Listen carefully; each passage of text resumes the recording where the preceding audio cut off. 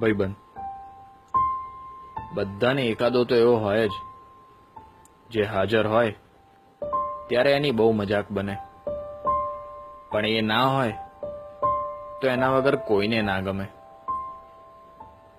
જેને 10 વાગે મળવું હોય તો 9:30નો ટાઈમ આપવો પડે, કેમ કે 5 જ મિનિટમાં પહોંચ્યો, એવું તો એનું રોજનું હોય.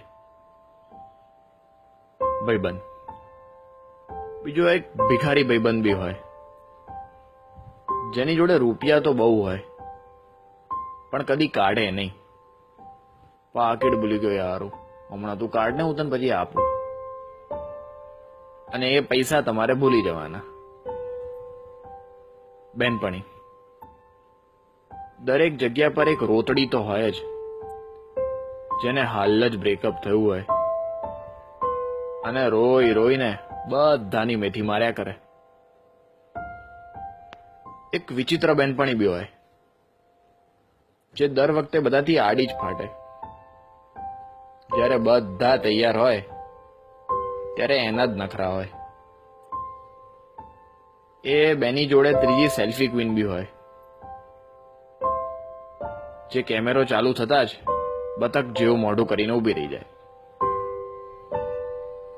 બબાલ્યો દરેકને એકાદો બબાલ્યો ભાઈબંધ બી હોય, જેને મારા મારી કર્યા વગર ખાવાનું જ ના પચે. ભાઈ એક મેટર થઈ યાર, અરે તું ચિંતા ના કર, બસ પહોંચ્યો હું. મિત્ર બધાનો એક ફેંકું મિત્ર હોય, જેની બધે પહોંચ હોય પણ જરૂર પડે ત્યારે એ નંબરની બધી લાઈન કવરેજ ક્ષેત્રની બહાર જ હોય.